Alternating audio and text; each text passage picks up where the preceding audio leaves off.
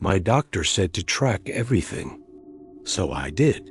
I downloaded VenaSync, the most advanced health app.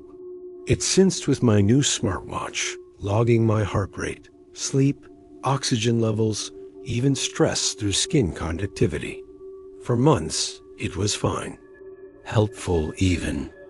It noticed my resting heart rate was slightly elevated on Tuesdays. It suggested more magnesium. Then, last Thursday, the notifications changed.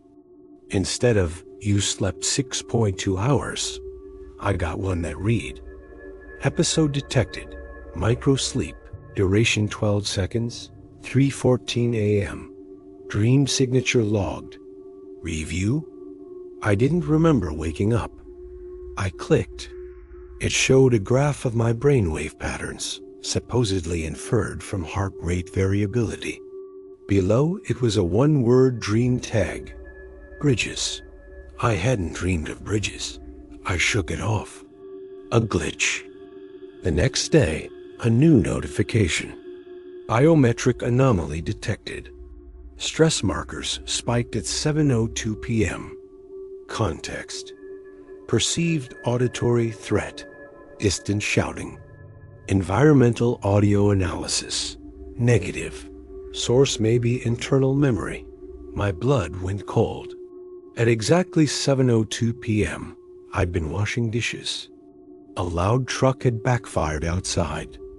I jumped, my heart lurching. But the app called it distant shouting. It was analyzing my reactions and suggesting a cause. I went into the app's extended log, a feature I'd never used. It had a timeline of my perceived threats and non-conscious memories. Entries for things I didn't recall. Asterisk 4/12, 10:15 a.m. Flinch response. Associated memory fragment. Smell of diesel fuel. 4/15, 9:30 p.m. Elevated cortisol. Context. Unresolved spatial anxiety, claustrophobia, triggered by hallway dimension. Asterisk. This wasn't my data. These weren't my memories. I've never feared hallways. I don't know the smell of diesel. I called VitaSync support. After a long hold, a calm-voiced man answered. I read him the logs. There was a long silence. "Sir," he said, his voice carefully neutral, "that is our legacy data reconciliation feature. It sometimes activates for users who have received donor tissue." The room tilted. Donor tissue? A transplant, sir, or a graft. Sometimes, on a cellular level, residual bioelectrical patterns can ... echo. The app is designed for holistic health. It may be picking up signal from the donor's autonomic nervous system imprints. We suggest you consult your physician. I had a skin graft 3 years ago after a burn. They'd used donor tissue. The doctor said it was inert, just a scaffold for my own cells to grow. I felt a phantom itch on my forearm where the graft was. That night, the app sent its most direct message yet. It wasn't a notification. It was a full report, generated automatically and emailed to me. The subject line: Comparative Vital Analysis and Legacy Integration Progress. The PDF was dense with charts. One graph compared 2 heart rate rhythms, mine and one labeled Donor Profile, M. Alvarez.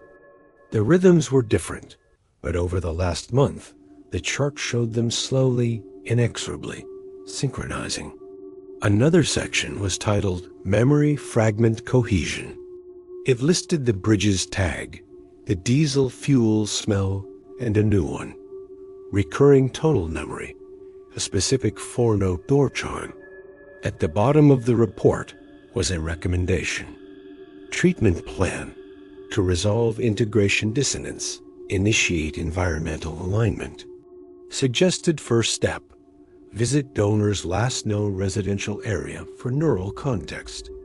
Address attached. An address was listed. A town 2 states over. This wasn't health tracking. This was a haunting manual. The app wasn't helping me. It was trying to reconcile 2 people living in one body, and it was working for the other one. I deleted the app. I threw my smartwatch in a drawer. I tried to forget.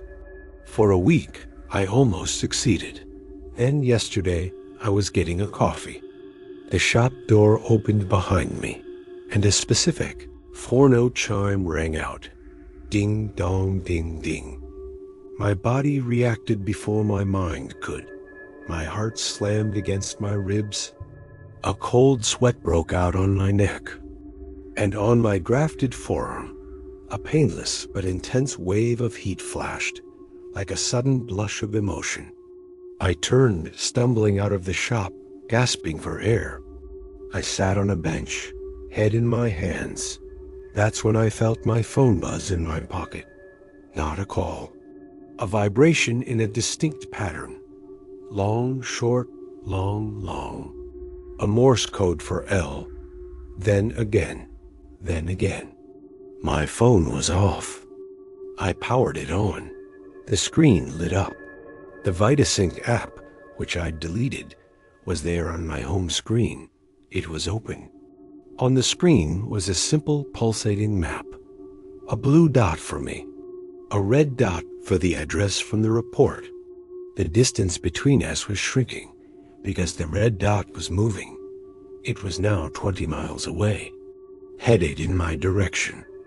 A new text box appeared on the app, typing itself out letter by letter.